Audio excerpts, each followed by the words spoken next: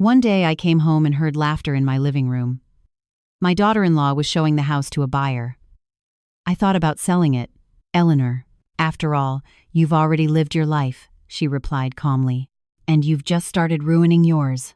The silence fell like a physical blow. She turned pale. I will never forget the sound of that laughter. It was a Tuesday afternoon when I got back from my doctor's appointment. I had barely closed the front door when I heard them. Unfamiliar bursts of laughter bouncing off the walls that I myself had built 35 years ago. Laughter that didn't belong to me, in a house that certainly did. I set my purse down in the entryway. My hands were shaking, not from fear, but from something I couldn't yet name. I walked slowly toward the living room, every step echoing on the solid oak hardwood floors that I had chosen piece by piece. And then I saw them. Vanessa, my son's girlfriend, was standing by the large bay window, pointing out the backyard with that proprietary gesture she had perfected over the last few months. Beside her, a man in a gray suit was taking pictures with his phone. A man I had never seen in my life. The finishes are all original, she was saying with a brilliant smile. Look at these high ceilings. This natural lighting makes the property an absolute gem. I froze in the doorway. The stranger nodded, jotting something down on a notepad. And how much are you asking for it? Vanessa didn't even flinch. $1,200,000. It's a fair price considering the location and the size of the lot. $1,200,000. The exact appraised value of my house, the number that only existed in my private documents. I felt the air grow thick, and then she saw me. Her eyes met mine for a fraction of a second, and in that instant, something shifted in her expression. It wasn't shame. It was calculation. She was measuring what to say, how to get out of this. "Oh, Mom," she said in a sickeningly sweet voice. "I didn't hear you come in. I didn't answer." I just held her gaze while the stranger extended his hand to me. "Good afternoon, ma'am. I'm David Henderson. I'm a structural engineer and property developer. I came to look at the property." My mouth moved on its own. To look at my property. Vanessa let out a nervous laugh. "It's just that, well, I thought it would be a good idea to explore our options." She stepped closer to me, lowering her voice as if sharing a secret. "After all, you've already lived your life, Mom. This house is way too big for one person. Don't you think it would be better to sell it so we could all use that money?" The silence that followed was deafening. Mr. Henderson coughed uncomfortably, glancing between Vanessa and me, as if he had just realized he'd stepped into a minefield. But I didn't take my eyes off her, off this woman who had shown up at my door 2 years ago asking for shelter, who slept in my sheets, who ate from my plates, who swore in front of my son that she would love him in good times and bad. "You've already lived your life." Those words swirled in my head like furious bees. I took a deep breath. I felt the blood rush to my cheeks, not out of embarrassment, but from something far more primitive, more ancient, something that had been asleep inside me for far too long. When I spoke, my voice came out calm, too calm. "And you," I paused, letting each word drop like a heavy stone into still water, "have just started ruining yours." Vanessa blinked. The smile froze on her face. "Excuse me?" I didn't repeat myself. I just turned to Mr. Henderson, who was already putting his notepad away in an obvious hurry. "Mr. Henderson, I am sorry she wasted your time," I said with an icy politeness. "This house is not for sale. It never has been, and whoever told you otherwise has absolutely no legal right to it." The man nodded quickly, muttering apologies as he made his way to the front door. Vanessa tried to stop him, but it was too late. The door clicked shut with a sharp thud, and then we were alone. Vanessa turned to me, and for the first time since I met her, I saw something different in her eyes. It wasn't remorse. It was barely contained fury. "How dare you humiliate me like that?" she hissed. "I was only trying to help. This house is falling apart. You can't maintain it anymore. And Ryan and you," I interrupted her, "live here because of my generosity. You eat my food, you sleep under my roof, and now I find out you're trying to sell what doesn't belong to you." She went pale. Completely pale. I wasn't. "I just wanted." "What did you want, Vanessa?" My voice was still steady, but every word came out sharp as a scalpel. "To take my house from me while I'm still breathing? To leave me with nothing because you decided I'm no longer worth the trouble?" She didn't answer. Her lips were trembling. I walked toward her, and even though I am 8 inches shorter than her, In that moment, I felt like I was looking down at her from a great height. "This conversation isn't over," I whispered. "But I'm going to give you a piece of advice. Pray your boyfriend doesn't find out about this before I decide what to do with you." I turned on my heel and walked up the stairs to my bedroom. My legs could barely support me, but I couldn't let her see that. I couldn't let her know that inside, I was shattered into a million pieces. I locked the door behind me. I sat on the edge of my bed, the very same bed where I had slept beside my husband for 30 years, where I took care of him in his final days, where I cried over his death until I had no tears left. And only then, in the silence of my own room, did I let the trembling in my hands spread through my entire body. "You've already lived your life. How dare she? How dare she look at me and decide my time was up, that I no longer even deserved the roof I built with my own 2 hands. I clenched my fists in my lap, because that was the real issue here. Vanessa didn't know who I was. She didn't know that this house wasn't just drywall and windows. It was my life's work, my design, my sacrifice. And most importantly, she didn't know how far I was willing to go to protect it. But she was about to find out. Downstairs, I heard hurried footsteps, the front door opening, the voice of Ryan asking what had happened, and Vanessa's shrill voice immediately spinning her version of events. I stood up and walked to the window. From there, I could see the backyard I had landscaped with my own hands, the maple tree I planted when Ryan was born, the wrought iron bench where my husband and I drank coffee every single morning. This wasn't just my house, it was my entire life, and nobody, absolutely nobody, was going to take it from me. If this story is touching your heart and you want to know how it ends, subscribe to the channel so you don't miss a single chapter, because no one saw what was coming next. I rested my forehead against the cold glass of the window. Vanessa had just made the biggest mistake of her life. She just didn't know it yet. I didn't go down for dinner that night. I heard the soft knocks on my door, the voice of Ryan, my son, asking if I was okay, saying we needed to talk. But I didn't answer, because if I opened that door, if I saw his face, I might say things I could never take back. Instead, I stayed seated in the armchair by the window, watching the shadows stretch across the yard as the night swallowed the colors of the day. And there, in that silence, I did something I hadn't done in years. I remembered. I remembered the woman I used to be. My name is Eleanor Monroe. I am 68 years old, but there was a time when 68 seemed like an eternity away. There was a time when I was unstoppable. I closed my eyes and pictured myself at 33, my dark hair pulled back into a ponytail, my hands stained with ink and graphite, leaning over a drafting table in a tiny office that barely had a window. It was 1990. I had just gotten my architecture license in a world that still gave strange looks to women carrying hard hats and blueprints. My husband, Frank, worked as an accountant at a mid-sized firm.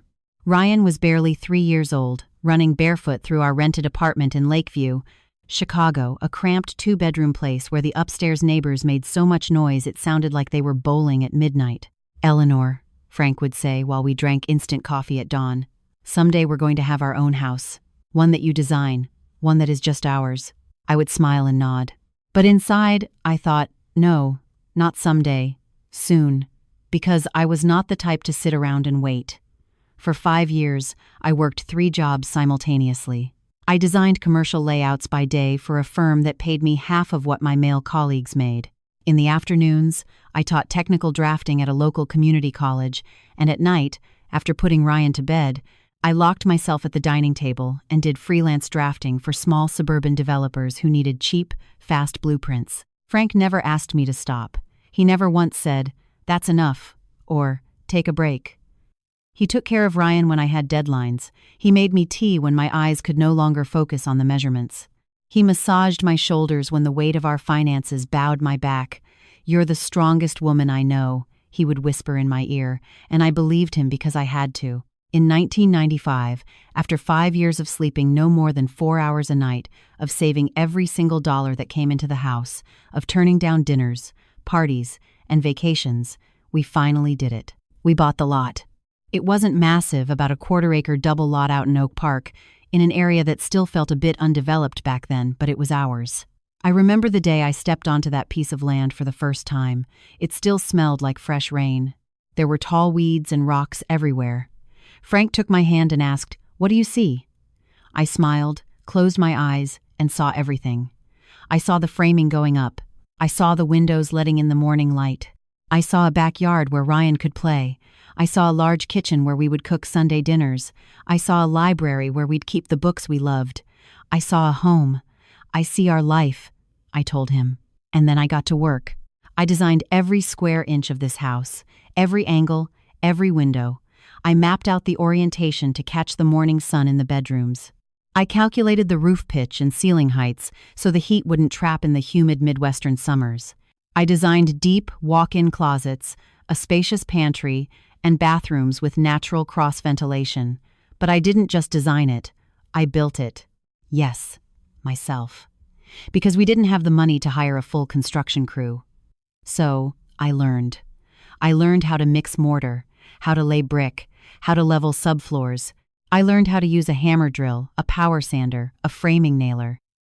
My hands, which once only knew pencils and rulers, became covered in calluses and scars. Frank worked alongside me every single weekend. Ryan played among the bags of sand, building his own castles while we raised the walls of ours. It took us 3 years.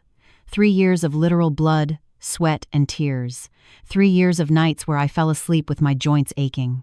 3 years of waking up before dawn to check that the foundation curing was progressing right. But in 1998, we finally moved in. I remember how I felt the first night I slept in this house, lying on the floor of the master bedroom because we didn't have a new bed yet, staring up at the ceiling I had drafted myself, feeling the walls I had helped frame. I cried. I cried so hard that Frank got scared. "What's wrong?" he asked, pulling me close. "Nothing," I whispered. "It's just that we did it. We really did it. This house wasn't just bricks and drywall. It was living proof that when a woman makes up her mind, the entire universe has to step aside." The years passed. Ryan grew up within these walls. He learned to ride a bike in this driveway. He celebrated birthdays in this living room. He brought home friends, girlfriends, and big dreams. Frank and I grew old here. We celebrated anniversaries, mourned losses, planted trees, and remodeled rooms. Every corner of this house held a piece of our souls. And then, 8 years ago, Frank got sick. Pancreatic cancer. Stage 4. 6 months to live, the doctors said. He lived for 11.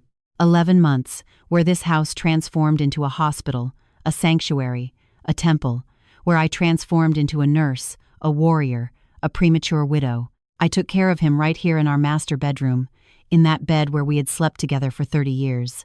I administered his medications. I bathed him when he no longer could. I read him his favorite books. I held his hand while the pain split him in two. And right here, he died in my arms, looking at me with those eyes that had watched me build empires from scratch. His last words were, "Take care of her. She's yours too." He wasn't talking about me. He was talking about the house. Because he knew. He knew that this house was more than an address. It was my legacy, my masterpiece, my proof that Eleanor Monroe had existed and left her mark on this world. After his death, Ryan wanted me to move in with him. "Mom, this house is way too big for you alone," he would say. "Come live with me." But I refused. How could I abandon the only place where I could still feel Frank? How could I leave the trees we planted together, the rooms we painted, the garden where I scattered his ashes? I stayed alone, yes, but I was home. And now, 27 years after finishing its construction, 35 years since I bought the dirt it sat on, someone had walked into my living room and decided that none of that mattered, that I had lived long enough, and it was time to cash out. I opened my eyes. Night had completely fallen. The city lights of Chicago blinked in the distance like fallen stars. I stood up from the armchair.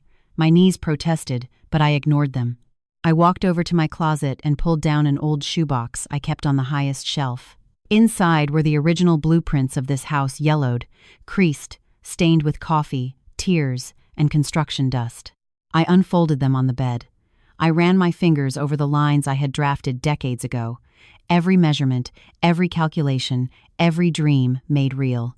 This house was worth $1,200,000 according to the current market, but to me, it was priceless. And if Vanessa thought she could snatch it from me with fake smiles and random real estate investors, she was dead wrong. Because I was Eleanor Monroe. the woman who built her own castle. And castles do not surrender without a war. I folded the blueprints carefully, placed them back in their box, and then I did something I hadn't done since Frank's funeral. I knelt beside the bed and prayed. I didn't pray for patience. I didn't pray for forgiveness. I prayed for strength, because I was going to need it. The next morning, I went downstairs for breakfast as if nothing had happened. Vanessa was in the kitchen brewing coffee. When she saw me walk in, she visibly tensed. Her hands froze over the coffee maker. "Good morning," I said in a neutral, almost pleasant voice. She blinked in confusion. "Good morning, Mom." I didn't say anything else. I simply took out my favorite mug, the blue ceramic one Frank had given me on our 10th anniversary, and waited my turn to pour some coffee. The silence in the kitchen was so thick you could cut it with a knife. Ryan walked in minutes later, wearing the face of a man who had slept poorly and woken up worse. My son. My only son. 43 years old. A civil engineer. With his hair already thinning at the crown, and those lines around his eyes that made him look older than he was. He looked at me as if bracing for an explosion. But I just smiled. "Did you sleep well, honey?" His bewilderment was obvious. "I'm going out for a few hours. I have some errands to run." Vanessa and Ryan exchanged quick glances. She looked relieved. He looked cautious. I didn't give them time to ask anything else. I grabbed my keys, my purse, and walked out the door without looking back. But I wasn't running errands. I was going to remember. I drove to a coffee shop in Lincoln Square, one Frank and I used to frequent when we needed an escape from the noise of the world. I sat at a table by the window, ordered an Americano, and let my mind travel back in time. 2 years. It had only been 2 years since Ryan had shown up with Vanessa. It was an October afternoon. I was pruning the rose bushes in the front yard when I heard a car pull up. I looked over, and there was my son, holding a suitcase in each hand, with an unknown woman standing beside him. "Mom," he said, flashing that nervous smile he always used when he knew he was about to ask for a massive favor. "This is Vanessa, my girlfriend. Girlfriend. Not even a fiancé, just a girlfriend." Vanessa was 32 back then. Ryan was 41. A 9-year age gap.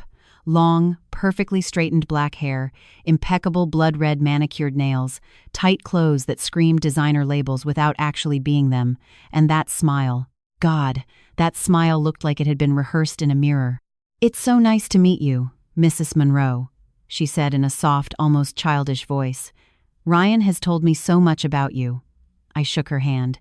It was cold, too cold for a warm autumn day. "The pleasure is mine." I looked at my son. "Are you coming inside? Or are you just visiting?" Ryan cleared his throat. "Actually, Mom, we need a huge favor."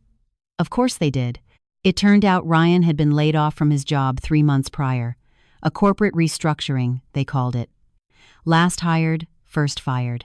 And Vanessa, according to what she told me, worked in sales but was between jobs.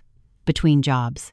What an elegant way to say unemployed. "We just need to stay here for a little while," Ryan said, avoiding my eyes. "Just until I find something new. A couple of months, tops. A couple of months." I should have said no. I should have asked why they didn't ask her family for help. I should have established clear ground rules, boundaries, and a hard move-out date. But I looked at my son, the boy I had practically raised alone after Frank died, and I saw something in his eyes that scared me. Desperation. "All right," I said. "You can stay." Vanessa smiled. A victorious little smirk she tried to disguise as gratitude. "Thank you, Mom. You have no idea how much this means to us." Mom. She was already calling me Mom, and they weren't even engaged. The first few days were tolerable. Vanessa played the part of the gracious, helpful guest. She helped clean, cooked breakfast, and always asked if I needed anything from the grocery store. Ryan spent his mornings sending out resumes and doing Zoom interviews. In the afternoons, he'd take Vanessa out to explore the neighborhood, or they would lock themselves in his old bedroom. I tried to give them space. After all, they were a couple. They needed privacy. But then, the changes started. Small at first, almost imperceptible. Vanessa started reorganizing my kitchen. "It's just much more practical this way, Mom," she'd say, while moving my pots and pans around. She changed the living room drapes without asking me. "The other ones were so dated," she justified. She brought in a new sofa she claimed she bought on clearance and banished my favorite armchair to the basement. This one is much more modern, she assured me. Whenever I protested, Ryan would intervene. Mom, it's not a big deal. She's just trying to help make the place nice. Help, by erasing my presence from my own home. But I kept my mouth shut. Because I didn't want to be that mother-in-law, the one who complains, the one who interferes, the one who causes drama over everything. So I swallowed my discomfort and forced a smile. The couple of months turned into 6, then a year and a half. Ryan picked up some sporadic freelance consulting gigs, but nothing stable. Vanessa kept looking, but never seemed to find anything that suited her standards. And meanwhile, my house stopped being mine. Vanessa started inviting friends over without telling me. They threw birthday parties for people I didn't even know in my living room. They used my good china, the plates I only brought out for Thanksgiving and Christmas. They'd leave dirty dishes in the sink for me to wash. When I asked them to start contributing to the household bills, Ryan looked at me with puppy dog eyes. Mom, you know money is tight right now. As soon as things turn around. But things never turned around. And every day, Vanessa acted less like a guest and more like the landlord. She started calling my house our house. She referred to my backyard as our yard, my living room as our living room. When her friends asked, she'd say, "Yeah, we live here. It's the family estate," as if I were just some tenant renting a room in my own property. Ryan seemed blind to it, or worse, he chose not to see it. One night, I confronted him. It was 6 months ago, right after Vanessa had entirely redecorated my dining room without so much as running it by me. "Ryan," I told him when we were finally alone, "we need to talk." He sighed, as if he already knew what was coming, as if he was exhausted from hearing it.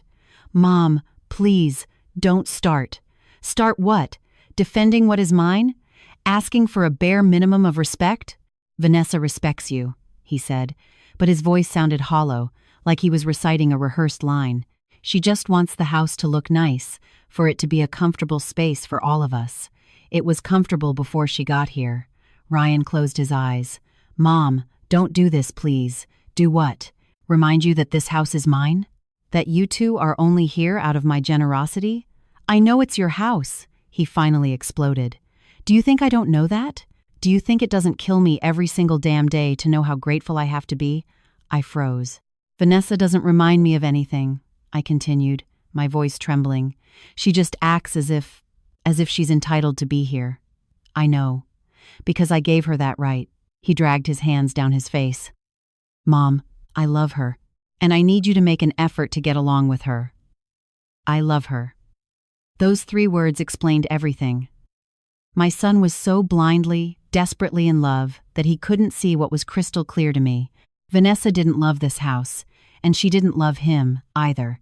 She loved the security, the comfort, the free roof over her head. But I couldn't tell him that. Because when you tell a man that the woman he loves is only using him, he doesn't listen to you, he just hates you. So I swallowed my words, nodded, and let him believe he had won. But that night, lying in bed, I knew something had broken between my son and me, something we might never be able to fix. And 3 months later, there I was, sitting in a coffee shop in Lincoln Square, drinking a cold Americano while I retraced exactly how I had gotten to this point. How I had allowed a complete stranger to walk into my life and dismantle it piece by piece. How I had lost my son without even realizing the exact moment it happened. I paid the check, walked out of the cafe, and as I walked to my car, I made a decision. I wasn't going to win my son back by arguing with him. I was going to win him back by showing him the truth. And for that, I needed evidence. Termites don't destroy a house in a single day. They do it slowly, patiently, one wood shaving at a time, until one day you realize the foundation is hollow and it's entirely too late. That was exactly how Vanessa had taken my life from me. Not with a wrecking ball, but with 1,000 tiny bites that seemed insignificant at first. I drove home that afternoon determined to observe, to document, to look with fresh eyes at everything I had been ignoring for months. And what I saw made my blood run cold. I walked through the front door, and the smell hit me first. It wasn't the usual scent, that mix of old hardwood and garden flowers that I loved so much. It was perfume, a heavy, sickly sweet scent that hung in the air like toxic fog. Vanessa had bought one of those expensive electric plug-in diffusers and stuck it right in the entryway. French vanilla, the label read. I hated vanilla. I walked into the kitchen. She was standing at the stove, cooking. When she saw me walk in, her smile was instantaneous. Too instantaneous. "Mom, I'm so glad you're home. I made chicken parmesan for dinner," my stomach growled. I hadn't eaten anything since my morning coffee. "That sounds lovely," I said, walking toward the counter. But then I saw the plates. 2 plates. Only 2, generously loaded with pasta, fresh salad, and thick slices of garlic bread. "And for me?" I asked, keeping my voice casual. Vanessa didn't even look uncomfortable. "Oh, I wasn't sure what time you'd be back, Mom, but there's a little bit left in the pan. Help yourself, as if I were a latecomer crashing her dinner party." I walked over to the stove. The pan was practically empty. There was only one small, dry piece of chicken swimming in a spoonful of burnt marinara sauce. No pasta, no salad, leftovers. She was feeding me scraps in my own home. I didn't say a word. I plated what was left. I grabbed a stale slice of sandwich bread from the fridge, not the warm garlic bread, and sat at the small breakfast nook in the kitchen. Not in the formal dining room, because Vanessa and Ryan were already settled in there, eating, laughing, and talking about some Netflix show they were binge-watching. I ate alone in silence, looking out the window at the garden I had planted myself. The chicken was stone cold. That night, I decided to stay awake.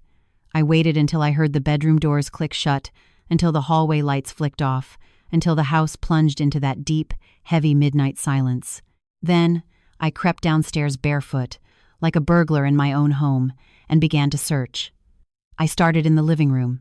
The furniture Vanessa had brought in wasn't clearance, like she had claimed. I checked the tags, still stapled underneath the cushions. High-end luxury department store. The sofa alone cost over $4,000. What money had she used to buy this if she was supposedly unemployed? I opened the drawers of the new console table. Statements. Piles of credit card statements addressed to Vanessa Gallagher. 4 different cards, all of them maxed out in the red. I took pictures with my phone. Every bill, every bank statement I found stuffed between magazines and junk mail. Vanessa owed $32,000 on one card, $24,000 on another, $18,000 on a third, and $15,000 on the last one. $89,000 in crippling credit card debt. And here I thought she was just broke. I kept digging. In what used to be Frank's study, which Vanessa had commandeered as her home office, I found something worse. Printed emails. Email threads with a lawyer named Sheldon, dated 2 months ago. "Dear Miss Gallagher, in response to your inquiry regarding obtaining a power of attorney due to the incapacitation of the property owner, please be advised." My breath hitched. Incapacitation of the property owner. She was researching how to have me declared legally incompetent, how to legally strip me of the rights to my own property. My hands shook so badly I almost dropped the papers. I photographed all of it. Every line, every damning paragraph. There was more. A property appraisal conducted 3 weeks ago by a firm I had never hired. $1,200,000. It read, with a handwritten note in the margins. Interested buyer, $50K earnest money deposit. She had already sold my house. Or at the very least, she had accepted a deposit on a sale I had never authorized. I crept back up the stairs on trembling legs. I locked myself in my bedroom, plugged my phone into an old laptop I kept hidden away, and transferred every single photo. The evidence was right there, clear, irrefutable. But a part of me still couldn't fathom it. A part of me still wanted to believe I was misunderstanding things, that maybe Vanessa had some logical explanation. How incredibly naive of me. The following days were a silent nightmare. I started noticing things I had brushed off before, things I had convinced myself weren't a big deal. Like the way Vanessa hosted gatherings in my house without giving me a heads up. Her friends would show up in the afternoons, take over the living room like they owned the place, drink my wine, use my powder room, and leave lipstick stains on my crystal glasses. Once, I spoke up. "Vanessa, I would have appreciated it if you told me you were having company over." She smiled with that fake sugary sweetness I now knew so well. "Oh, Mom, I didn't think you'd mind. You're always just up in your room anyway." "We didn't even bother you." Up in my room. Like I was some elderly shut-in living in a nursing home, or the day I came back from grocery shopping and found my master bedroom locked from the outside. Why is my bedroom locked? I asked, still holding the grocery bags. Vanessa walked out of the kitchen, drying her hands on a towel. "Oh, I was just dusting the hallway and didn't want the dust getting into your room. It's unlocked now." A lie. When I walked in, everything was exactly how I had left it. She hadn't been cleaning anything. She had been searching for something. Documents, most likely the deed to the house. I started locking everything away. My passport, my tax returns, the property deed I used to keep in the study desk. And then came the worst part, dinner time. Vanessa started cooking elaborate meals for herself and Ryan, prime rib, fresh pasta, homemade desserts. But for me, there was always an excuse. "Oh, Mom, I assumed you'd already eaten. I only made enough for Ryan and me because we're on a strict diet. There's some leftover casserole from lunch in the fridge. You can microwave it." Always leftovers. Always cold. Always alone. One night, Ryan and Vanessa dined on baked salmon, roasted potatoes, and a caprese salad. I ate a bologna sandwich I made myself, sitting alone at the breakfast nook while they laughed and poured wine in the dining room. My dining room, my wine, my house, and me, eating alone like a beggar. The worst part was that Ryan didn't even notice, or he chose not to. When her guests came over, Vanessa had her routine perfected. "Your home is gorgeous," her friends would gush. "Thank you so much," she'd reply, as if she had framed the walls herself. "We've done a lot of upgrading since we moved in." We, as if they were the homeowners.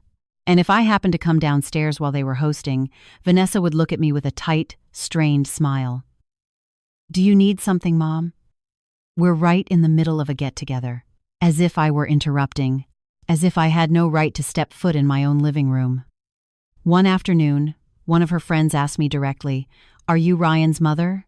Before I could even open my mouth, Vanessa chimed in with her syrupy voice. "Yes, she lives here with us. She's getting up there in years and really needs the company. Right, Mom? Lives here with us." As if they owned the estate and I was the charity case they took in. I smiled, nodded, and walked back up to my room with my heart in pieces. That night, lying in bed, staring up at the ceiling I had designed, I felt something I hadn't felt in decades. It wasn't sadness. It was rage. A deep, ancient, burning rage that sparked from some dark corner of my chest and spread through my veins like wildfire. How had I allowed this? How had I let this woman infiltrate my life and dismantle it piece by piece? How had I allowed her to treat me like garbage in my own castle? But the anger wasn't just directed at Vanessa. It was directed at myself. For being a coward, for keeping quiet, for smiling when I should have been screaming, for playing the nice mother-in-law when I should have been the master of my own domain. I got out of bed and walked over to the mirror. The woman staring back at me was 68 years old. She had crow's feet around her eyes, gray roots showing through her dyed hair, and age spots on her hands. But she also had something else. She had the eyes of someone who had built empires, who had raised a house from the dirt with her bare hands, who had survived losses that would have buried a lesser person. Enough, I told my reflection, and for the first time in 2 years, I felt like the woman in the mirror believed me. There are moments in life where everything shifts in a single second. A medical diagnosis, a midnight phone call, a door opening to reveal something you were never meant to see. For me, that moment arrived on a Tuesday morning, 3 days after I found Vanessa's credit card debt. Ryan had left early for a job interview. Vanessa was still asleep, or so I thought. I went down to the kitchen to brew some coffee when I saw the envelope. It was sitting right on the dining room table. A large manila envelope with a law firm's letterhead printed in the top corner, Law Office of Arthur Sterling, Real Estate Attorney and Notary Public. The envelope was unsealed. I should have left it alone. I should have respected her privacy. I should have. But I was entirely out of should-haves. I pulled the documents out, and what I read knocked the air completely out of my lungs. It was a formal power of attorney drafted in the name of Vanessa Gallagher, granting her broad, general authority to manage, sell, mortgage, and execute any transfer of ownership regarding the property located at 47 Cedar Lane, Oak Park, IL. My house, my address. But the most horrifying part wasn't the legal jargon. It was the signature at the bottom of the page.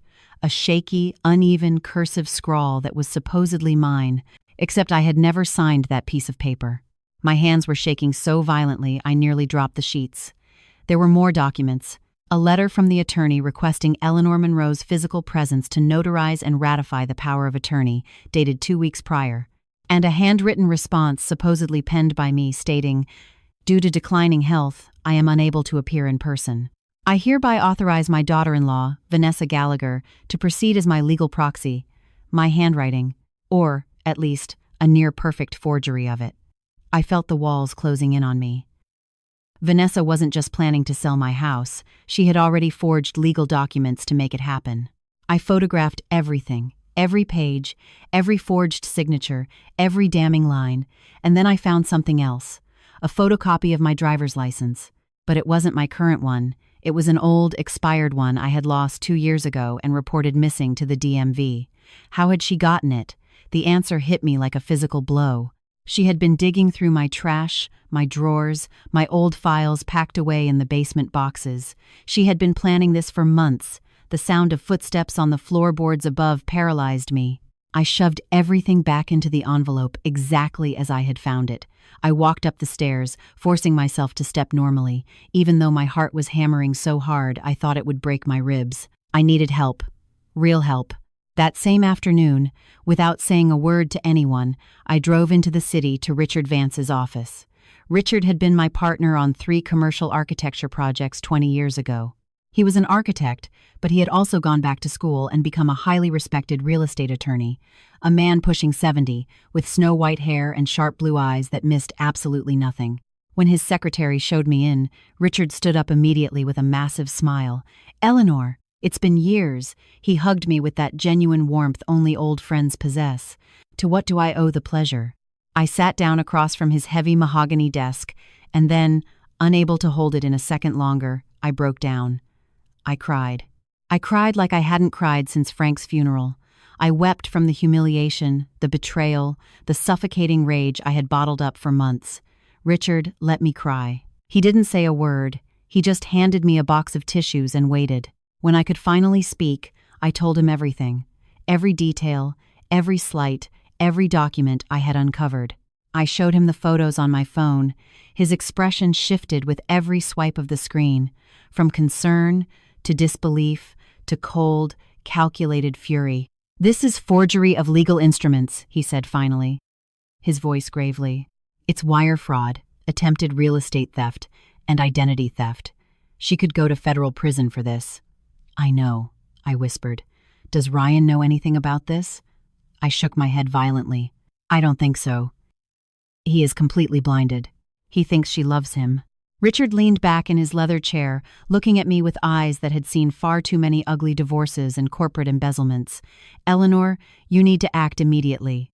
If she's contacting real estate attorneys, if she already has forged documents, she is much closer to pulling this off than you think. What do I do?"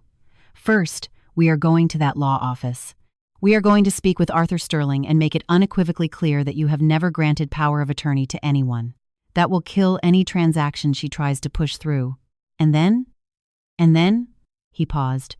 "You need to decide how far you are willing to take this, because this doesn't get resolved with a stern talking to over dinner. This is going to be a brutal legal war, and your son is going to be caught directly in the crossfire." Those words landed like lead weights in my stomach.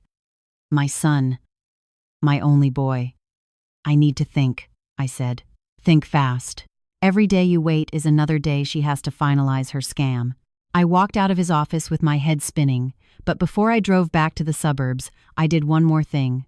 I drove straight to the address on the manila envelope, the law office of Arthur Sterling. It was in a high-rise building in the Loop, 18th floor, brass plaque on the double doors. I took a deep breath and walked in. The receptionist greeted me with a polished smile. "Good afternoon. How can I help you? I need to speak with Mr. Sterling. It is incredibly urgent. Do you have an appointment?" "No. But it is regarding a power of attorney that I supposedly authorized, which I absolutely never signed." The smile vanished from her face. "One moment, please."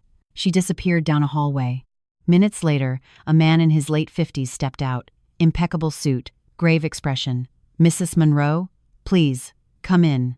He led me into a massive corner office and closed the door. "Tell me exactly what is going on." I laid it all out. I showed him the photos on my phone. I showed him my current valid Illinois driver's license. The color steadily drained from his face. "Ma'am," he said, his voice tight, "I have never drafted a power of attorney in your name. I have never received any correspondence from you." I froze. "What?" "The letterhead on the envelope in my house is yours." "Yes, but these documents are complete fabrications. Someone drafted them using my firm's letterhead, my formatting, my forged signature as a notary. All of it is fake." The world stopped spinning. "Are you absolutely sure?" "Without a shadow of a doubt. And this is severely criminal. Not only are they attempting to steal your property, they are using my firm's name to commit felony fraud." He stood up and began pacing behind his desk. "I have to report this to the district attorney's office, and you need to file a police report immediately. This is a state and federal crime, Mrs. Monroe. Forgery of legal documents, identity theft, attempted grand larceny. Whoever is behind this is looking at 4 to 12 years in a state penitentiary." I felt dizzy. 12 years. Vanessa could go to prison for 12 years. And Ryan, God, Ryan would be destroyed. "I need time," I whispered. "I need to talk to my son first." Mr. Sterling looked at me with deep sympathy. "I understand, but do not wait too long. Criminals like this don't just give up when their first attempt fails. If this avenue closes, they will try another and another until they get your deed." I walked out of that building on shaking legs. I sat in my parked car for I don't know how long, unable to turn the key in the ignition, unable to move. Vanessa wasn't just an opportunist. She wasn't just a gold digger. She was a criminal, a professional con artist who had targeted my family as her next mark. And my son was sleeping next to her every single night, completely oblivious to the monster in his bed. I started the engine. I drove back to Oak Park on autopilot. By the time I pulled into the driveway, it was pitch black outside. The lights in the living room were on. I could hear the television.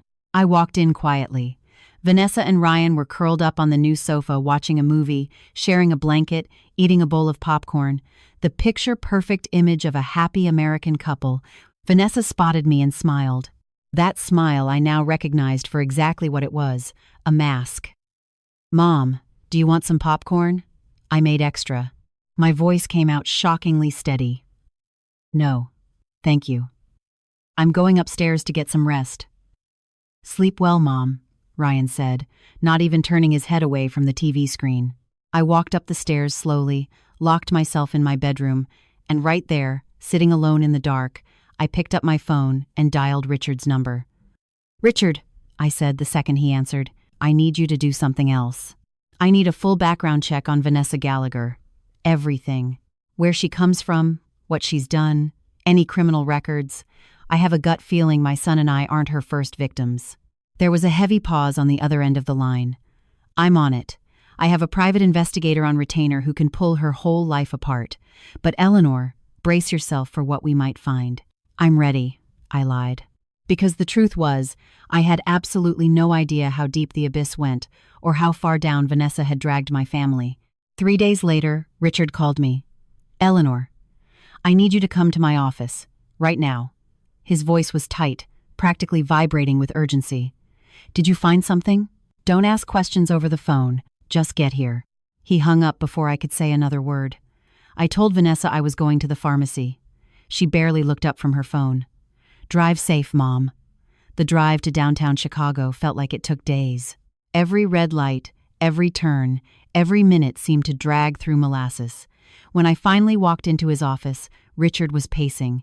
His expression was darker than I had ever seen it. "Sit down," he ordered, closing the door firmly behind me. Sitting on his desk was a thick manila folder, bulging with papers. "My investigator ran the full sweep," Richard began. I gave him her full name, social security number, the works, criminal records, credit history, civil court dockets, everything. He stopped talking for a second, as if trying to figure out how to break the news. "Richard, you're scaring me. You should be scared." He flipped the folder open. "Eleanor, Vanessa Gallagher is not who she claims to be." My heart skipped a beat. "For starters," he said, pulling out a certified document, "her real name is Vanessa Gallagher, 34 years old, born in Dallas, Texas." But here's the kicker, something Ryan definitely does not know. He slid the paper across the mahogany desk. A marriage certificate. Vanessa is married. The room tilted. What? Legally married. To a man named Jason Miller in Texas. They tied the knot 8 years ago, and no divorce was ever filed. The marriage is fully active. I stared at the state seal on the paper with trembling hands. There was her name, her signature, dated the 14th of March 2017. That means, my voice cracked, her relationship with Ryan is a total sham. Even if they tried to get married tomorrow, it would be bigamy, a felony. Richard pulled out more papers. Oh, it gets worse, much worse. He showed me a printed police report. Dallas, Texas, 2019. Vanessa was investigated after a woman named Patricia O'Connor filed a police report. The charge? Wire fraud and attempted grand larceny. Vanessa was dating Patricia's son. She moved into their home, convinced the family she was a struggling victim of circumstance, and over the course of 6 months, she tried to forge a quitclaim deed to steal a piece of family land valued at $500,000. I felt violently nauseous. The charges were dropped because the family settled out of court. They paid her $20,000 just to pack her bags and disappear. Richard moved to the next document, but she didn't stop there. 2021. Atlanta, Georgia. Another police report. This time, from a 60-year-old widower named Michael Turner. Vanessa became his live-in girlfriend, and in less than a year, she had completely drained his retirement accounts. $40,000 gone. More papers, more police reports, more victims. Denver, Colorado, 2022. She convinced an entire family she was a licensed real estate broker. She pocketed $35,000 in fake earnest money deposits for a house that wasn't even on the market. Every single piece of paper was a sledgehammer to my chest. And now she's here, Richard finished softly. In your house, in your son's bed. Running the exact same playbook she's used for years. I couldn't breathe. I literally could not draw oxygen into my lungs. Ryan was all I managed to choke out. Ryan was sleeping with a professional con artist, a predator who scouted for vulnerable marks and bled them dry. Richard leaned forward, resting his elbows on the desk. Eleanor, this woman is dangerous. She's not just trying to steal your house. This is her career. It's her entire livelihood. And the husband, Jason? We tracked him down. He still lives in Dallas, works as an auto mechanic. When my investigator talked to him, he said Vanessa vanished 3 years ago. Packed her bags in the middle of the night, took his emergency cash, his grandmother's jewelry, and his tax documents. He searched for her for months, but eventually just gave up. He never filed for divorce because, in his words, why pay a lawyer thousands of dollars for someone I hope I never see again? Richard slid a photograph across the desk. A rugged man in his early 40s, wearing oil-stained mechanic coveralls, standing in front of a Texas garage. He is willing to testify, if necessary. He will swear under oath that they are still legally married. I slumped back in the chair, feeling like my body weighed 1,000 pounds. I have to tell Ryan. Eleanor, think this through very carefully.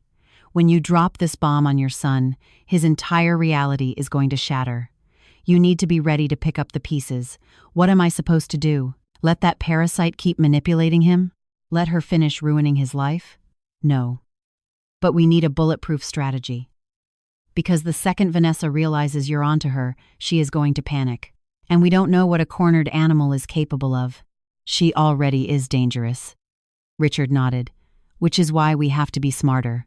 We have to outplay her. He closed the thick folder. I am going to prepare a massive legal packet. We are going to the district attorney. Identity theft, wire fraud, attempted real estate theft, elder abuse. But while I do that, you have to go back to that house and act completely normal.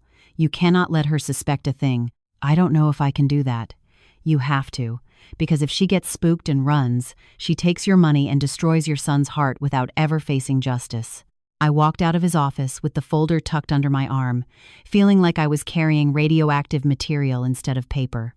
I drove back to the suburbs in a total trance. My brain kept flashing images of those police reports, the stolen retirements, the ruined families. And now, my family was on the chopping block. When I pulled into my driveway, the house was quiet. Too quiet. I walked upstairs, and that's when I heard it. Voices. Coming from Ryan's bedroom. Ryan and Vanessa.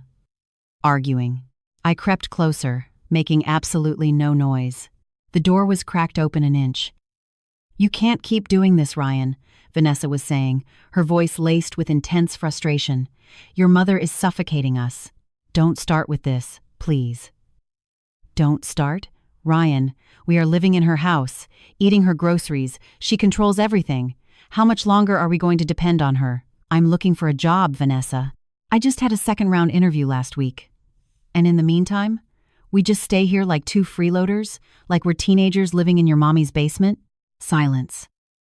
"What do you want me to do?" Ryan's voice sounded exhausted, beaten down. "I want you to be a man, Ryan. I want you to set boundaries. I want you to tell her that this house could be ours right now if she just signed it over to a trust. I mean, it's going to be yours anyway when when she passes." She didn't say the word dies, but it hung in the air like a guillotine. "I am not asking my mother to do that," Ryan shot back. "Well, then we are never going to have anything of our own. We are never going to be independent." A pause. "Sometimes I think you love your mother more than you love me." "Don't say that." "It's true. You always defend her. You always take her side. What about us, Ryan? What about our future?" I couldn't listen to another word.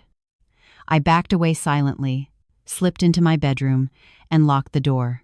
I sat on the edge of the bed, the thick investigator's folder still clutched in my hands, and right then, something inside me permanently snapped. It wasn't a loud, dramatic break.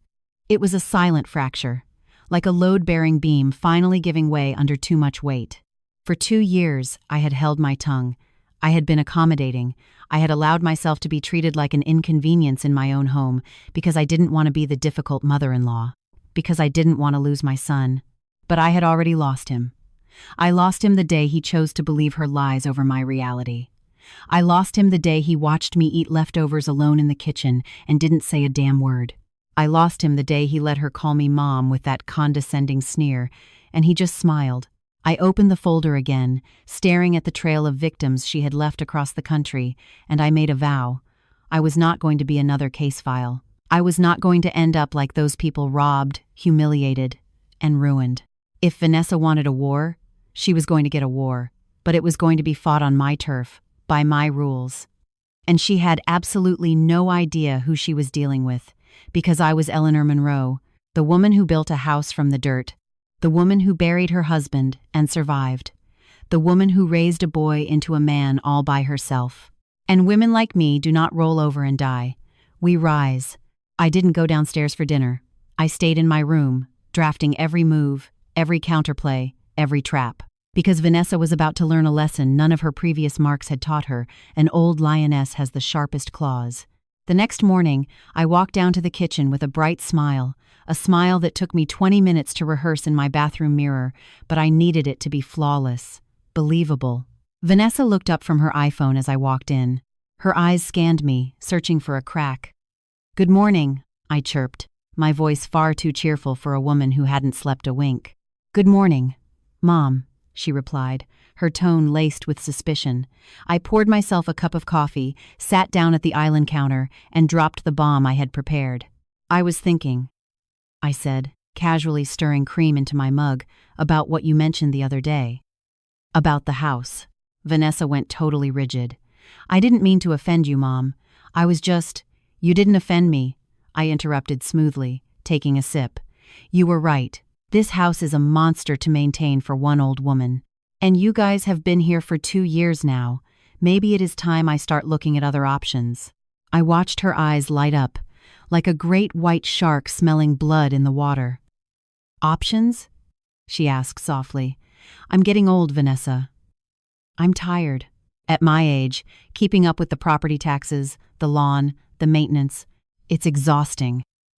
I sighed theatrically. Maybe it really would be best to downsize. Sell the property and figure something else out. I could practically see the gears turning in her head, calculating the payout.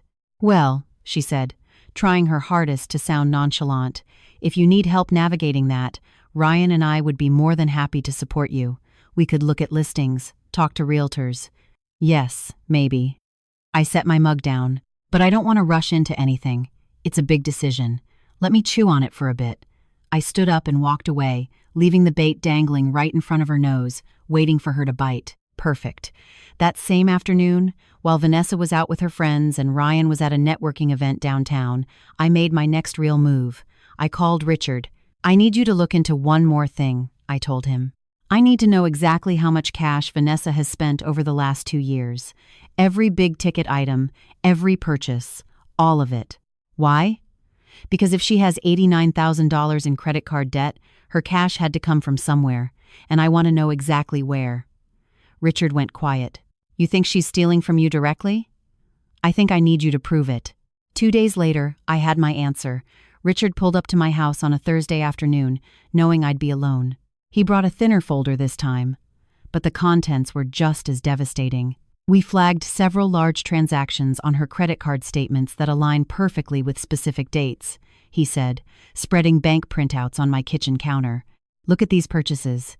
Designer furniture for $4,200. Saks Fifth Avenue receipts for $2,300. A 7.5-inch OLED TV for $1,500. A Cartier bracelet for an Virgil $8. Everything she's paraded into this house, I muttered. Exactly. But here is the smoking gun.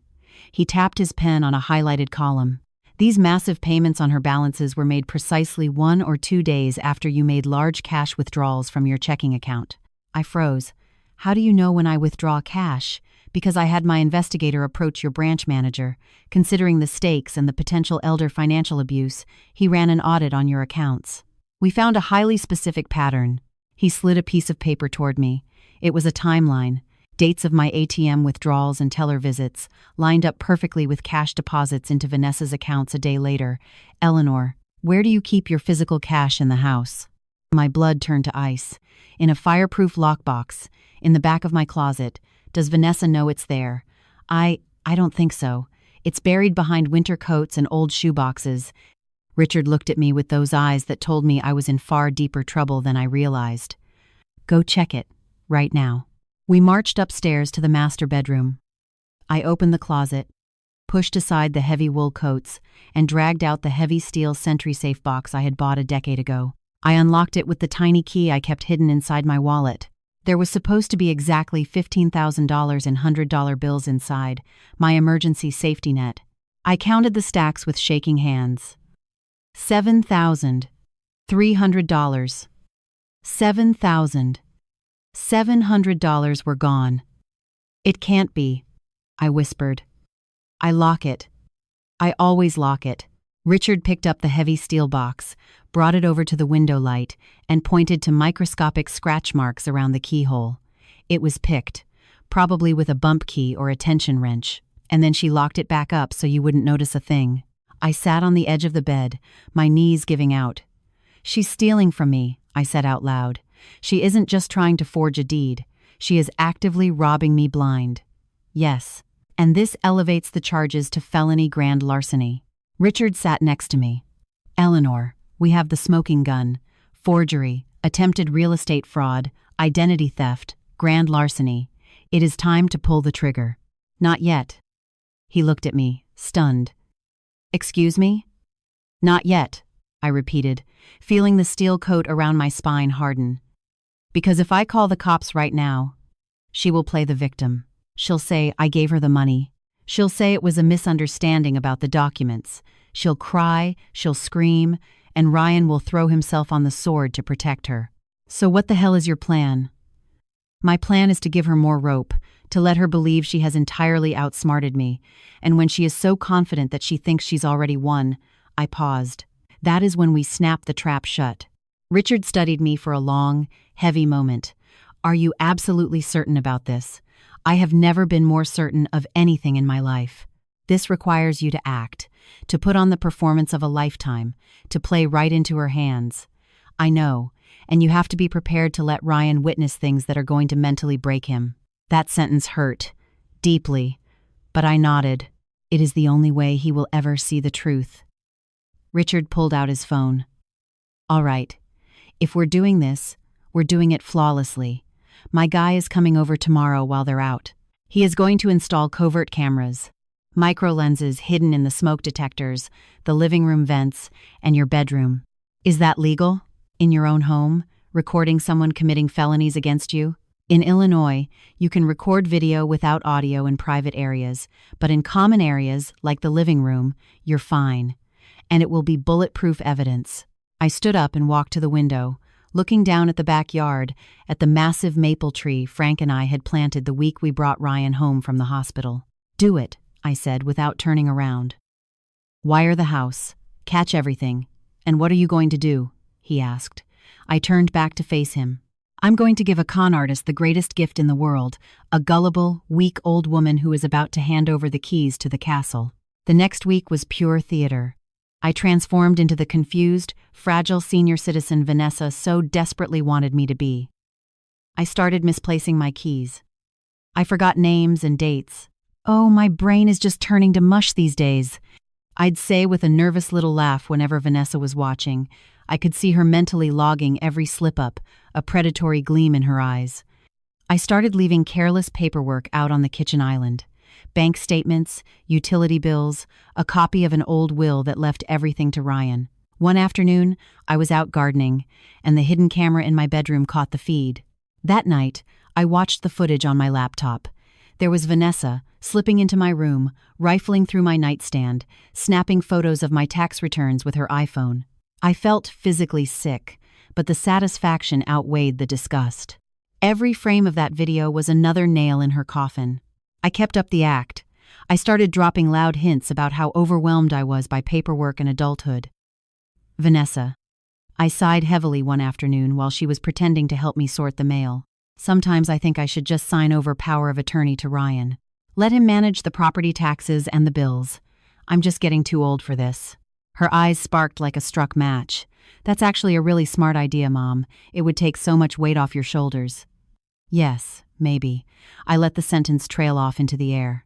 That exact same day, the hidden camera in the living room captured her on a phone call. Yeah, the old bat is finally caving, Vanessa whispered into the receiver. Give me one more week and I'll have the POA notarized. No, Ryan is useless. He just does whatever I tell him anyway.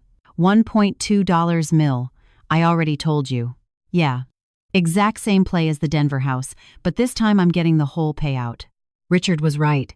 This was her masterpiece, her magnum opus, perfected over years of scamming old men and grieving families. But there was one more detail I needed ironed out, something that had been gnawing at me like a splinter. Richard, I told him over the phone that night. I need one last favor. Vanessa's husband, Jason. I need your guy to go talk to him in person, show him a picture of Ryan. I need to know if Vanessa has mentioned us to him. Why? Because I have a hunch. 3 days later, Richard came back with an update that left me speechless. My guy sat down with Jason Miller in Texas, he said. Showed him a picture of Ryan. And you know what Jason said? I shook my head. He said Vanessa actually called him 2 months ago, from a burner phone. She begged him for a $5,000 loan. He didn't give it to her, did he? No, but she pitched it to him as an investment opportunity. She literally laughed about Ryan. She told her husband, word for word, that she had hooked a pathetic loser with a free house and an old hag who had one foot in the grave. She told him she just needed a few grand to finalize the paperwork, and then she'd have enough cash to disappear again. I felt like I had been punched in the throat. Not for me, I already knew what she was, but for Ryan, my boy. The man who was working 18-hour days trying to secure a job, who stayed up at night terrified of failing her, who loved this monster with every fiber of his being. He was just a pathetic loser to her, a tool. A means to an end. Jason is willing to fly up to Chicago, Richard added. He wants to testify. He wants her locked up as badly as we do. Good, I said, my voice colder than an Illinois winter. Because the curtain is about to go up. What's the play? We spring the trap. That night, I sat at my computer and organized the arsenal. The hidden camera footage of her picking my lockbox, the audio recordings of her phone calls discussing the Denver scam, the forged power of attorney, the Texas marriage certificate, the police reports from 3 different states, the bank records tracing my stolen cash, It was a mountain of evidence, enough to bury her under a federal prison. But I was missing the grand finale. The kill shot that would knock the entire house of cards down at once. And then, I had an idea. An idea that Richard called reckless and highly volatile, but I called poetic justice. The plan was brilliantly simple, but brutal to execute. I was going to give Vanessa exactly what she wanted. A helpless victim, ready to be led to the slaughterhouse. And right when she raised the knife, I was going to show her who had been holding the gun the entire time. But for it to work, my acting had to be Oscar-worthy. "Richard," I told him, when we met at a diner a few towns over, "I need you to reach out to the buyer, that real estate developer, David Henderson, the one Vanessa brought to my house. Why? Call him. Tell him you represent the homeowner and that the homeowner is highly motivated to sell. Tell him to reach out to Vanessa directly to schedule a second walkthrough." Richard frowned. "You're handing her a loaded weapon, Eleanor. I am handing her all the rope she needs to hang herself. And when the noose is tight, I'm kicking the chair." He understood immediately. A slow, sharp grin spread across his face. "You are far more dangerous than I remembered, Eleanor. Life forces you to be." David Henderson called Vanessa 2 days later. I listened to the entire conversation live through the hidden camera feed in my bedroom. "Miss Gallagher? This is David Henderson. I was contacted by an attorney, Vance. He mentioned the owner is ready to move forward with the sale?" Vanessa's voice was practically vibrating with greed. Yes, absolutely. My mother-in-law finally realized it's in everyone's best financial interest. Excellent. Could we arrange a second walkthrough? I'd like to bring my general contractor to inspect the foundation. Of course. How about this Friday afternoon? My mother-in-law usually takes a long nap around 4 p.m., so it'll be nice and quiet. Code 4, when she is out of the way. Perfect. See you Friday at 4. The second she hung up, she literally squealed. Then she dialed another number. "Babe, it worked. The developer wants to see the house again." "No, I'm telling you, your mom is fully on board. I just need you to keep buttering her up. Yes. Tell her it's to secure our future. My own son. Being weaponized against me for the final act of her scam." That evening, Ryan knocked softly on my bedroom door. "Mom? Can I come in?" "Of course, honey." I put down the novel I was pretending to read. "Sit down." He sat on the edge of the mattress, his shoulders slumped, carrying the weight of a guilt he didn't quite understand. "Vanessa mentioned that you're seriously considering selling the house." "Oh, yes." I sighed, rubbing my temples. "I'm just so tired, Ryan. This house is a beast to maintain, and you two need a real head start in life. Mom, you do not have to do this for us. This is your home. But I want to." I reached out and took his hand. His fingers were ice cold. "You are my only son. I want to see you happy. Settled. And if cashing out this equity gives you and Vanessa the nest egg you need to build a life, then it's worth it." I saw the war raging in his eyes. A part of him, the decent man Frank and I had raised, knew this was wrong. But the other part, the part blinded by Vanessa's manipulation, won the battle. "Are you absolutely sure, Mom?" "I've never been more sure." A lie. "Just promise me one thing. Promise me you will protect the money, that you won't blow it, that you'll build something real with it." Ryan hugged me tightly. "I promise, Mom. I swear we'll make you proud." When he walked out of my room, I had to bite my own lip until I tasted copper to keep from breaking down. Because my sweet, naive boy had absolutely no idea he was the final pawn in a masterclass of fraud. The next few days, I cranked the performance up to an 11. I acted as if early-onset dementia was rapidly taking hold. I repeated questions I had just asked. I got confused mid-sentence. One afternoon, while Vanessa and I were alone in the kitchen, I dropped the ultimate bait. "Vanessa," I said, my voice shaking slightly, "I need your help with something." "Of course, Mom. Anything. It's just, there's so much paperwork. The bank called me yesterday about the property taxes, and I couldn't understand a word that man was saying. I grabbed the bridge of my nose. I feel like my brain is just failing me." She stepped closer, wrapping me in that suffocating, fake empathy. "Oh, Mom, don't say that. That's why Ryan and I are here. To take care of you." "Do you mean it?" I looked at her with wide, watery eyes. "Because I was thinking." Maybe I should just sign over a power of attorney to you. You're young. You understand all this legal jargon. You're so good with finances. Vanessa's eyes lit up like a Vegas slot machine. If that's what you truly want, Mom, I would be honored to take that burden off your plate. I just don't want to be a burden on anyone. You will never be a burden. She grabbed my hands. Her palms were sweating. Let me help you. We can go to a notary together. We'll get the legal paperwork drafted so you never have to worry about a bill again. You would really do that for me? Of course, Mom. We're family. Family. The word tasted like battery acid on my tongue.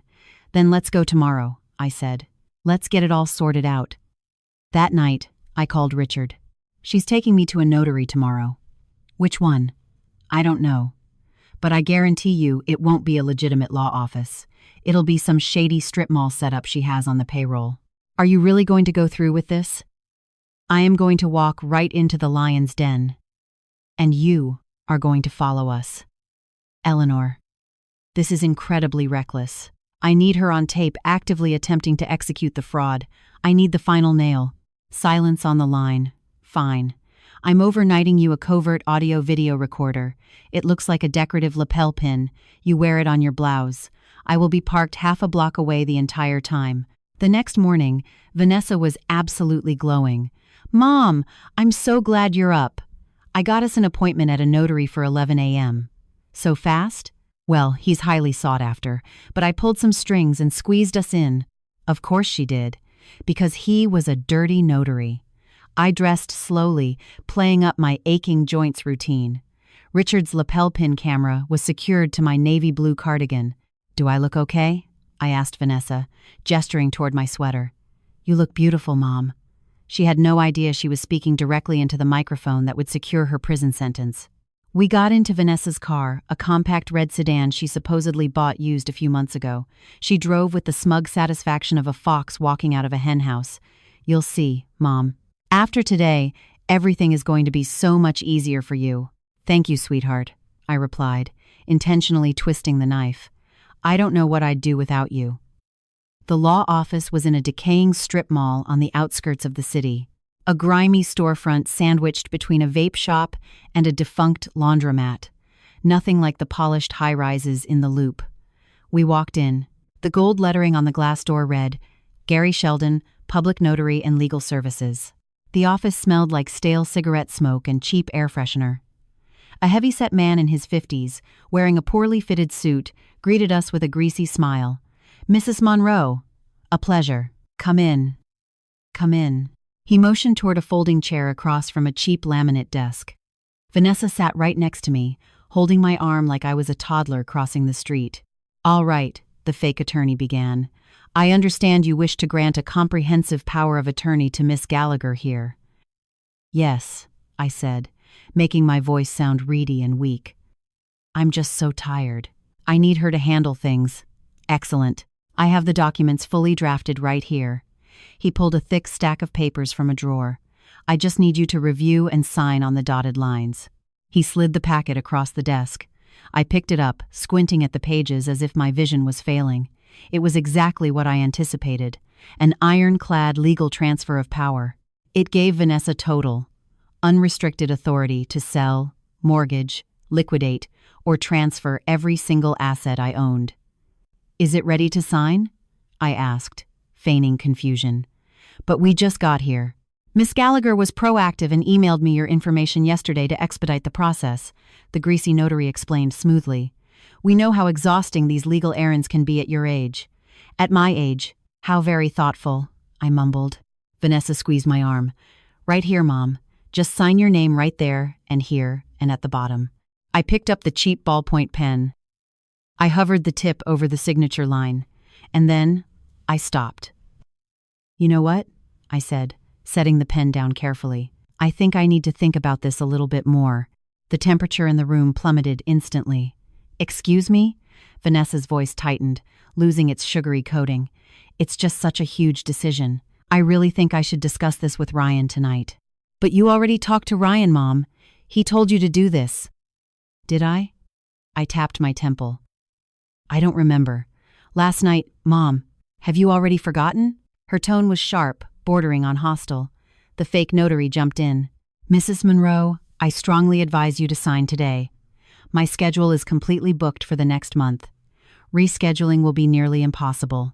But I'm just so confused." I rubbed my forehead. "My brain is just so foggy today. Maybe next week." "No!" Vanessa practically yelled. She caught herself immediately, taking a deep breath. Mom, we drove all the way out here. Mr. Sheldon is doing us a huge favor. Just pick up the pen and sign the paper. It is for your own good." "For my own good?" I locked eyes with her, and for the first time in weeks, I dropped the helpless old lady act. I let her see the cold, calculating steel underneath. "Or for yours?" She turned ghost white. "Mr. Sheldon tried to intervene again, but I was already standing up. "You know what? I'm leaving. I don't feel well." "Mom, wait," I said. "I'm leaving." My voice boomed through the tiny office, echoing off the cheap acoustic ceiling tiles. I turned and walked out the door. Vanessa scrambled after me, shouting my name across the parking lot, but I didn't stop. I marched straight down the sidewalk to where Richard's black SUV was idling perfectly next to the curb.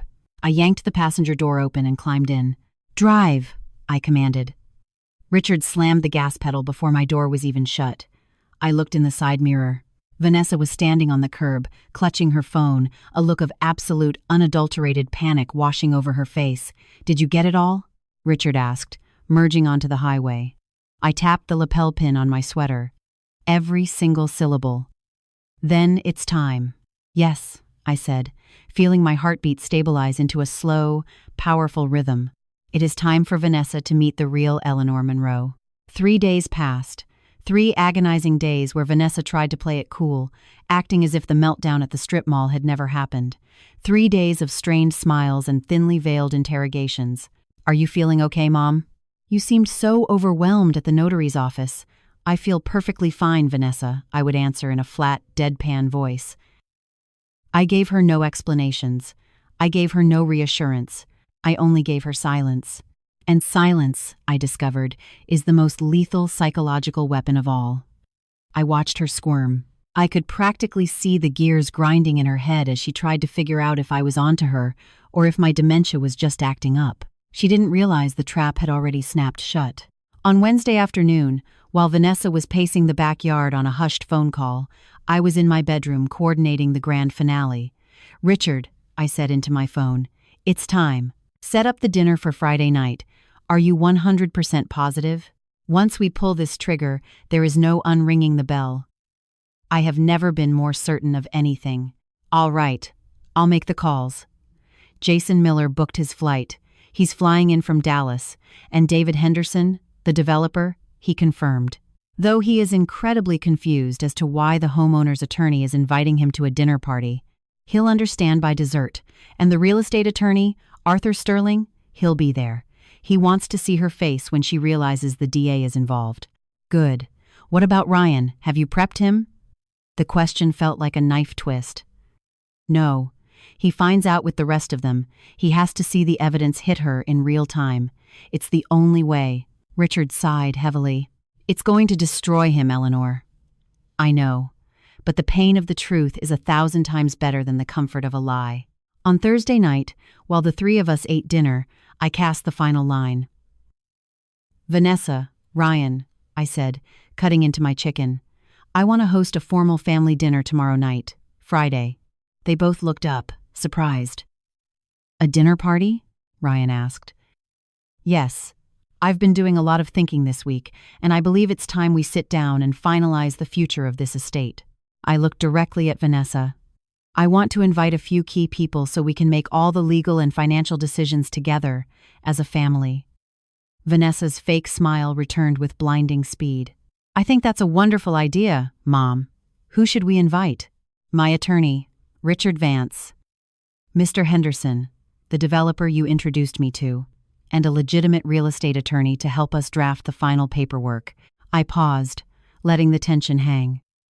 "And a few other special guests who absolutely need to be part of this transition." "Other guests?" Ryan frowned. "Who else?" "It's a surprise," I smiled warmly.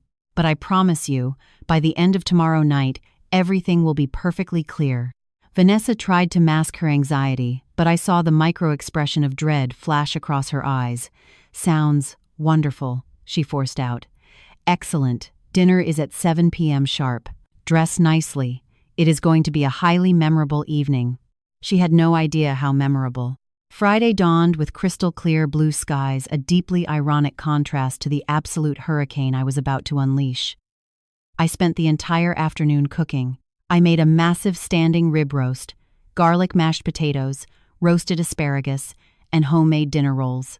The classic American feast Frank used to beg for on holidays. Vanessa hovered in the kitchen doorway, looking thoroughly confused by my sudden burst of energy. "Do you need help, Mom?" "No, thank you. I want to do this myself, but it's so much work. I enjoy it. It reminds me of the good old days." At 5 p.m., I set the formal dining room. I brought out the Lenox fine china, the plates I hadn't touched since Frank passed. I polished the sterling silver flatware. I set out the Waterford crystal wine glasses.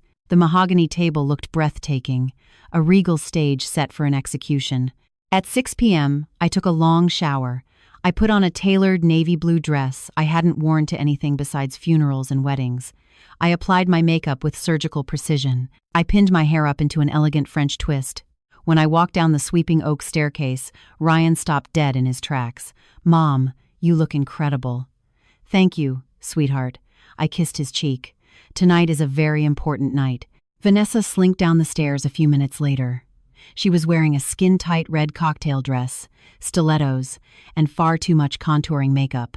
She looked exactly like what she was, a desperate woman trying to look wealthy. At 7 p.m. on the dot, the doorbell rang. "I'll get it," I announced. It was Richard. He wore a sharp charcoal suit and carried a thick leather briefcase. His face was stone. "Eleanor," he kissed my cheek. "Ready?" "Born ready." I led him into the dining room. Ryan and Vanessa were already seated. "Ryan, Vanessa, you remember Mr. Vance, my attorney." They exchanged tense, polite nods. The doorbell rang again. It was David Henderson, the developer. He looked deeply uncomfortable but maintained his professional composure. "Mrs. Monroe, thank you for the invitation, though I have to admit I'm a bit lost." "Everything will make sense shortly, Mr. Henderson. Please, have a seat." I directed him to the chair across from Vanessa, whose eyes were darting nervously toward the door. The bell rang a third time. This time, it was Arthur Sterling, the legitimate real estate attorney from downtown. "Thank you for coming, Mr. Sterling." When Attorney Vance briefed me on the situation, Mrs. Monroe, I cleared my schedule. I wouldn't miss this. Vanessa had gone completely, shockingly pale. "Mom," Ryan whispered, "what is going on?" "Patience, honey." And then, the final guest arrived. I opened the heavy front door myself, and there he stood, Jason Miller. Vanessa's legal husband, a rugged, 4'2" Texan with a weathered face and calloused hands. He was wearing clean dark jeans, boots, and a freshly ironed button-down shirt.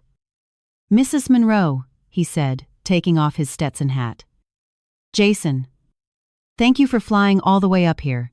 It was the least I could do, ma'am." I escorted him into the dining room. When Vanessa laid eyes on him, the last drop of blood drained from her face. She looked like she had just seen a ghost. "Jason?" she choked out. Ryan looked back and forth between them, utterly bewildered. "Mom, who is this guy?" "Ryan," I said, my voice echoing off the high ceilings. "I'd like you to meet Jason Miller, Vanessa's husband." The silence that crashed down on the room was absolute. "What?" Ryan's voice cracked into a high-pitched gasp. Vanessa bolted up from her chair. "This is a misunderstanding." "I can explain. Sit down." My voice cracked like a bullwhip. Something in my tone hit her with such force that her knees buckled, and she fell back into her chair. I remained standing at the head of the table. Every eye in the room was locked on me, but I only looked at Vanessa. "This dinner party is about the truth," I began. "A truth that has been buried under a mountain of lies for 2 years. "Mom, what the hell are you talking about?" Ryan looked like he was suffocating. "Let me show you, son." I nodded at Richard. He unlatched his briefcase, pulled out his laptop, and connected it to a small, portable projector he set on the table. He pointed the lens at the blank white wall of the dining room. "We are going to watch a short film," I said. A documentary on how Vanessa Gallagher has been systematically dismantling our family. I hit play. The first image projected 10 feet tall onto the wall was the Texas marriage certificate, dated the 14th of March 2017. Vanessa is legally married, I narrated. She never filed for divorce. Her relationship with you, Ryan, is legally invalid. You are the side piece, not the future husband. Ryan stared at the glowing wall as if he had been struck by lightning. Next slide. The maxed-out credit card statements. $89,000 in consumer debt. This is why she moved in. Not for love. For a free ride and a massive payout. Next came the audio waveforms. The hidden camera recordings played loudly through the laptop speakers. Vanessa's own voice echoed in the room. Yeah, the old bat is finally caving. Exact same play as the Denver house, but this time I'm getting the whole payout. Then, the video footage. Crisp, high-definition video of Vanessa sneaking into my bedroom, digging through my drawers, photographing my tax returns, and picking the lock on my SentrySafe box. She stole $7,700 in physical cash from my emergency reserves, I stated flatly. And finally, the kill shot. The forged power of attorney documents on Arthur Sterling's stolen letterhead. She attempted to steal the deed to this property using forged signatures, fraudulent notarization, and wire fraud. Every slide was a sledgehammer. Every document was a dagger to the chest. Ryan had literally stopped breathing. He was paralyzed in his chair, his eyes blown wide, watching his entire universe collapse into dust. Vanessa tried to stand up again, but Attorney Sterling cut her off. Miss Gallagher, I highly advise you to remain seated. My office has already forwarded this entire dossier to the Cook County State's Attorney. There is an active warrant for your arrest currently being processed. She collapsed forward, burying her face in her hands. No, was all she could sob. I turned to Jason. Mr. Miller, could you please share with the table what your wife told you when she called you 2 months ago? Jason nodded, looking at Vanessa with a mixture of pity and sheer disgust. She called asking for $5,000. She told me she had hooked a pathetic loser with a free house and an old hag who had 1 foot in the grave. She said she was about to cash out and disappear. Ryan let out a sound, a horrific, guttural noise somewhere between a sob and a scream. Ryan. Vanessa reached her hand out across the table toward him, but he recoiled violently, as if her skin was made of battery acid. Do not touch me. His voice was violently shaking. Do not ever touch me again. I turned to Mr. Henderson, who was sitting frozen, his eyes wide as saucers. Mr. Henderson, you were approached by this woman to purchase a property she had zero legal right to sell. The $50,000 earnest money deposit you wired her was stolen. Attorney Vance is going to represent you pro bono to help you recover those funds and file your own civil suit. The developer just nodded mechanically, deep in shock. Finally, I turned my full attention to Vanessa. She was bawling. Black mascara tears streamed down her perfectly contoured face, ruining her aesthetic. Please, she begged, gasping for air. I can explain everything. I didn't want to. There is nothing left to explain. My voice was absolute zero. You are a professional con artist, a parasite who destroys families for a living. And you genuinely believed I was just another gullible mark. Mom, please, do not call me Mom. I spat the words out like venom. You are not family. You are a predator who smelled blood in the water and attacked, but you made one catastrophic miscalculation. What? She whimpered. I leaned over the mahogany table, looking directly into her terrified eyes. You assumed that because I am 68 years old, I was weak. You assumed I was a confused, helpless old woman you could easily manipulate and throw out onto the street. I smiled, and there was absolutely zero warmth in it. You were wrong, because I framed the walls of this house with my own bare hands. I have survived tragedies that would have shattered you into a million pieces, and I was never, ever going to let a 2-bit scammer steal everything I bled to build. I stood up straight. Richard, call the police. No! Vanessa shrieked, jumping up. Ryan, say something! Defend me! Every eye in the room shifted to my son. Ryan was staring down at his hands resting on the Lenox china plates, looking at them as if they belonged to a stranger. His face was gray, completely devoid of life. When he finally spoke, his voice was broken beyond repair. Was a single word you ever said to me real? Vanessa opened her mouth, closed it, and opened it again. I did love you. Liar. The word cut through the room like a gunshot. It was all a lie. From the very first day. He stood up slowly, walked around the table, and for one terrifying second, I thought he was going to hug her, to forgive her, to be the weak, pathetic man she told her husband he was. Instead, he stopped inches from her face, stared down at her, and said the only words that mattered. "Get the hell out of my mother's house, right now." "Ryan!" she screamed. But before she could throw a tantrum, the flashing red and blue lights illuminated the front windows. Two Chicago police detectives walked through the front door Richard had purposely left unlocked. "Vanessa Gallagher?" the lead detective asked, stepping into the dining room. She nodded weakly, her shoulders collapsing. "You have an active warrant for your arrest for felony forgery, wire fraud, and grand larceny. Turn around and put your hands behind your back." They handcuffed her right there in my formal dining room, standing on the oak hardwood floors I had sanded and stained with my own hands. As they marched her out the front door, she looked back at me over her shoulder one last time. There was no remorse in her eyes, only pure, unadulterated hatred. "This isn't over," she hissed. "For you, it is," I replied. "It was over the second you looked at Eleanor Monroe and saw an easy target." They led her to the cruiser.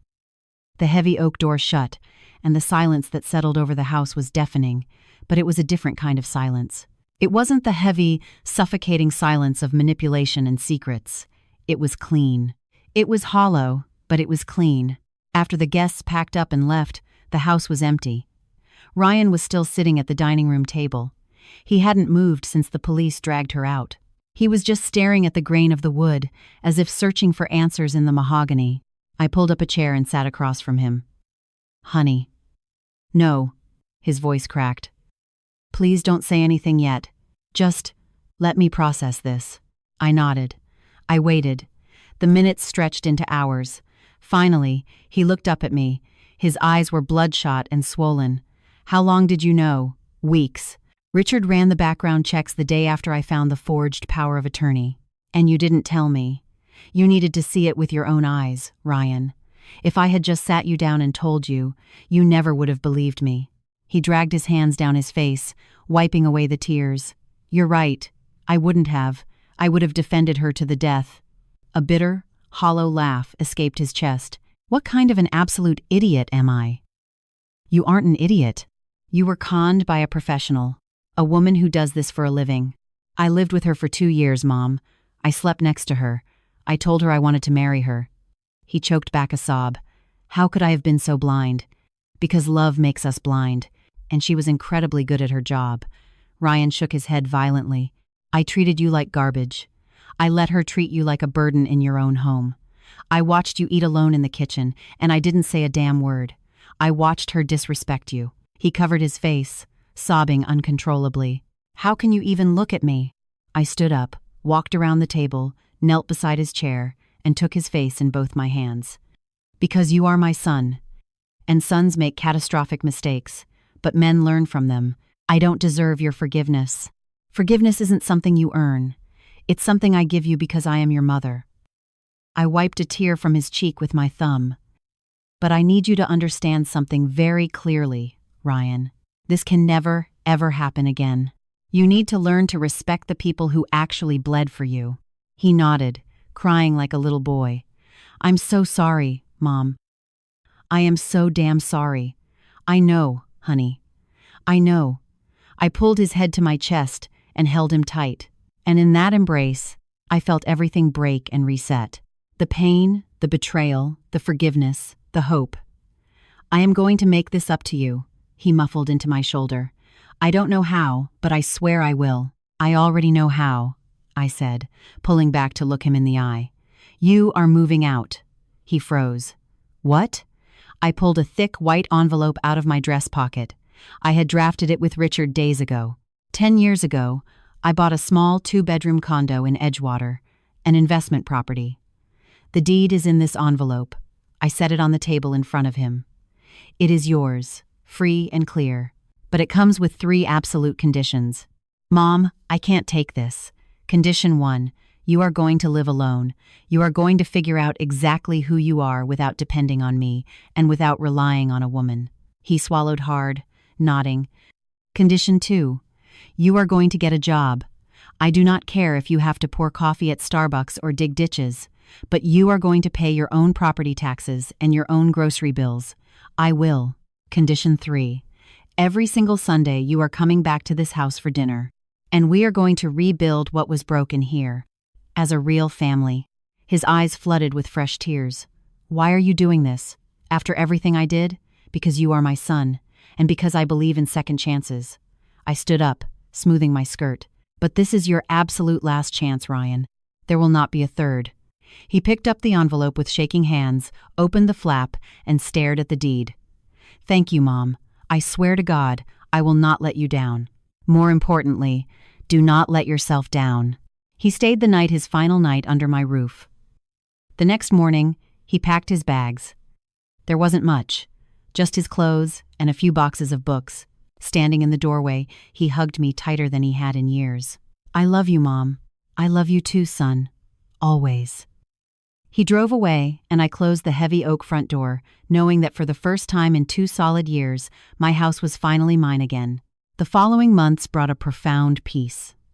Vanessa Gallagher was sentenced to 8 years in a federal penitentiary. The forgery, the wire fraud, the grand larceny, coupled with the testimony of her previous victims, ensured the judge showed absolutely no mercy. David Henderson recovered his $50,000 deposit and even sent me a bouquet of flowers thanking me for exposing her. Jason Miller finally filed his divorce papers in Texas. And me? I renovated my house, not the drywall or the floors, but the soul of it. I repainted the dining room. I threw out the cheap furniture Vanessa bought with my money. I completely scrubbed every lingering trace of her existence. I turned Frank's old study back into a drafting room. I started volunteering at the community center, teaching basic architectural drafting to elderly women looking for a second career. Ryan kept his word. Every single Sunday at noon, he drove out to Oak Park, bringing fresh pastries or a bouquet of tulips. We ate together. We talked. Real, honest conversations. Slowly, brick by brick, we rebuilt what the storm had knocked down. Today, as I write this, sitting on the iron bench in my backyard, watching the leaves of the maple tree Frank and I planted 43 years ago, I understand one fundamental truth. True wealth is not measured by what you own. It is measured by what you refuse to let people take from you: your dignity, your peace, your sanctuary, your soul. Vanessa tried to strip me of everything I had, but she forgot one essential rule of the universe. Women like me are not built during the easy, sunny days. We are forged in the fires of absolute hell. And when the smoke clears, we are still standing. Stronger, sharper, and utterly unbreakable. If this story touched your heart, let me know in the comments where you are reading from. Has something similar ever happened to you or your family? Do you know someone who desperately needs to hear this? Hit the like button, share this video, and subscribe to the channel for more real-life stories that remind us it is never too late to defend what is rightfully yours. Because dignity does not have an expiration date, and an old lioness always has the sharpest claws. The end.